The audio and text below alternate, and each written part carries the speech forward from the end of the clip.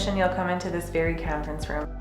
You'll meet with some of the people you've been talking to on the phone. You'll do some preliminary paperwork. We'll take your picture, we'll gather your medication, and we'll introduce you to the staff that you'll be working with in the building that you'll be moving to. At Rose Hill, we treat folks who have a variety of different mental health concerns, including schizophrenia, people diagnosed with schizoaffective disorder, bipolar, people with major depressive disorder, borderline personality disorder. We also have special programs that address co-occurring disorders as well. I work with people with autism spectrum disorder, Maybe somebody who has a substance use disorder along with mental health concerns. chemical dependency. You know, when you find someone that's going through what you're going through and y'all compare stories, you can uplift each other. To gain admission to Rose Hill, you simply have to call the admissions number. We can schedule a tour for you to see our facilities. We can schedule an assessment to talk with your loved one and make sure that Rose Hill is the right fit for you. When you drive onto the campus, your immediate thought is, this is different. This encompasses a serenity that I've been looking for. When it blooms and everything, it is really nice out, and you got the lake over there, and when the sun sets over those trees back there, it's nice, it's relaxing. Unlike other institutions where you might see brick and mortar, there's a community. We look at it as family. Families are often involved in the admissions process. They're involved in the case management process and helping the loved one determine the treatment that is right for them. I appreciate the family orientation of Rose Hill, and we try to be humans here, and we try to communicate with people on the level of their experience. Everyone's goal, that's the beauty here too, is individualized. Lots of people come here with many different diagnoses, many different life experiences, different traumas, different family dynamics, and at Rose Hill we really try to capture what treatment means to you.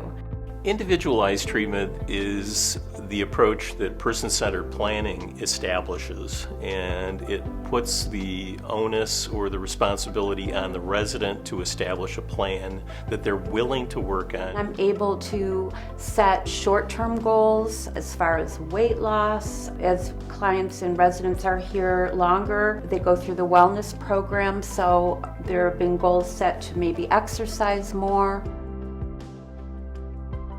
Residential treatment might be the option for your loved one if you find yourself needing to have some consistency with treatment. A lot of times outpatient treatment does not lend itself for people to take meds on a timely basis, for people to make it to their appointments all the time, and it just kind of helps stabilize folks who are trying to move forward in their independence. The idea is to give people an opportunity to learn, practice, and use behaviors and skills that they may not have had the opportunity to practice sufficiently. We have 4 different work crews that you can choose from: farm, horticulture, housekeeping, or the kitchen crew. All the crews are great for learning different vocational skills and enhancing your ability to interact socially with those around you. Rose Hill gives people an opportunity to work on these things, instill them in their systems, in their personal systems, working with families, working within themselves, and working with other people in the community. Throughout the day, you'll experience many different opportunities to try out new coping skills, to practice things that you've learned, and to take a minute to look inside yourself and just do some introspective thinking. Pretty much they all have them down packed, but if they do need assistance, staff is always there to assist or help with anything we can. Dinner time is fun. We all meet together in our Kelly Center facility and just have a big old socializing with all the home. We are finding out more and more, especially probably in the last decade, how food does impact our mental health and how some of the additives especially can affect mood and physical ability. Even in activities, we usually have Gundle Center open, which is gym, computer lab, and there's also a workout center for those who like fitness. My true goal here is to educate the residents that are here on what healthy options are, what other strategies that they can have in their toolbox to deal with stress and depression, to really take care of the whole body and mind.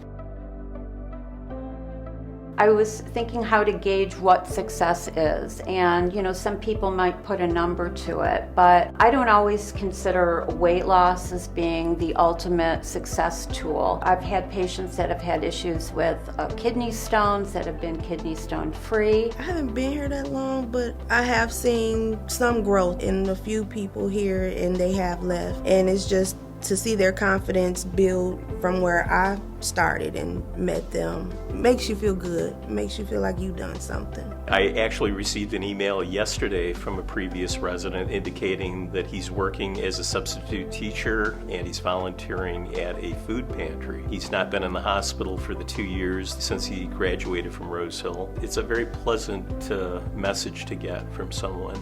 There have been patients that have come back to me that I'm working with that are now still on campus but have their own apartments, are doing their own grocery shopping. We will go back and look at what they were eating. Like fish and chips would be Swedish fish and potato chips, right?